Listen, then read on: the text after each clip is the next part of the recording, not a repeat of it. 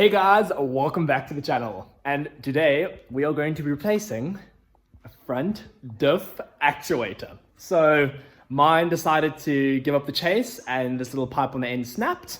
I'm going to show you guys how to replace it. I'm not going to explain to you how it works because otherwise this video will just become beyond lengthy.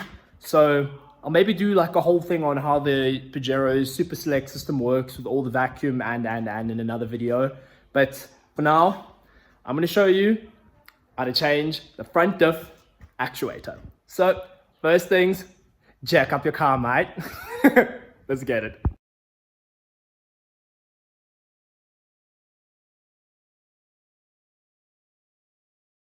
Okay, car's jacked up. Jack is over here. Let's release the pressure and let that go down. Okay, now I need to show you guys what we're actually changing. So let me show you from the front. Excuse the oil, the sump is leaking. Well, it's, yeah, whatever. Up top there, it's just not sealing very nice. So I'll change that eventually. Anyway, this is your front diff actuator on a Pajero Gen 2. And what this does essentially is this will activate on vacuum when you put it into four-wheel drive and essentially engage the four-wheel drive. So as you can hear now, if I keep quiet,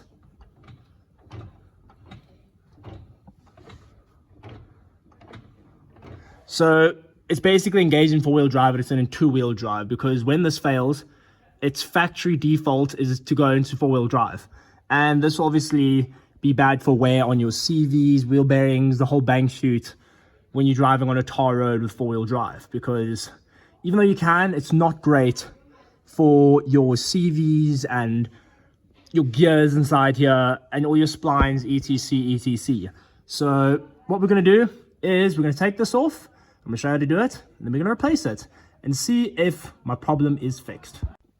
So welcome back underneath the patch. So the actuator is over there, right in front of the canister. This canister holds all your vacuum that gets applied by the brake booster up top.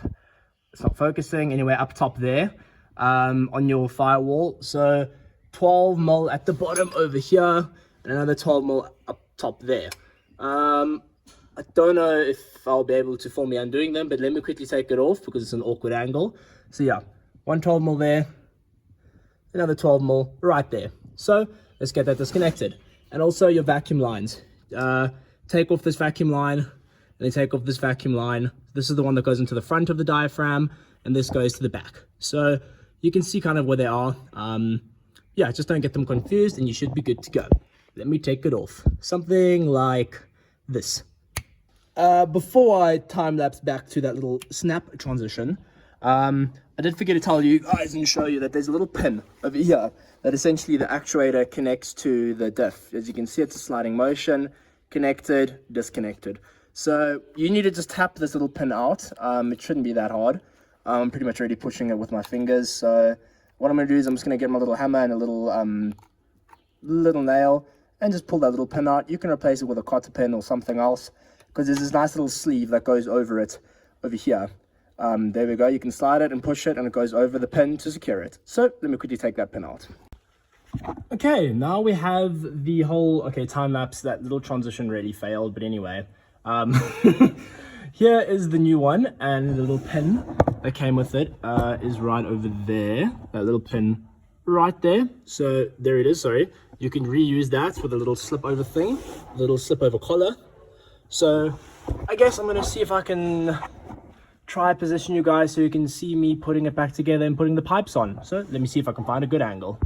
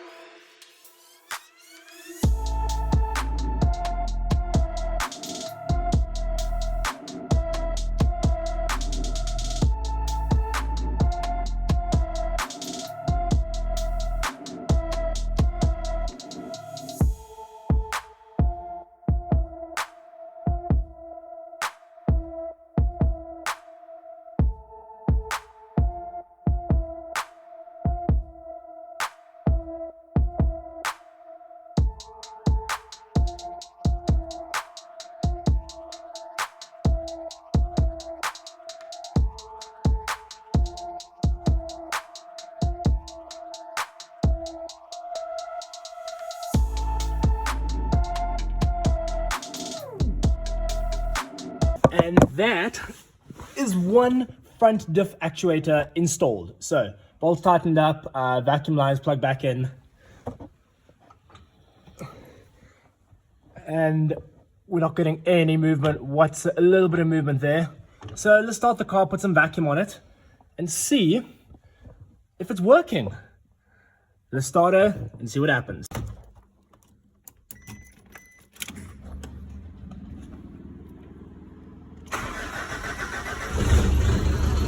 Oh, she still sounds so good. So good. Let's go to the front and see what's going on. Okay, so we are in two-wheel drive. Okay, I don't know why that is moving, but I'm gonna try and see if I can put it in four-wheel drive and then actuate it and see if I can't get that fixed. Okay, put it in four-wheel drive. That's spinning, and that's spinning quite nicely. So now let's put it back into two high and see if it's created enough vacuum yet.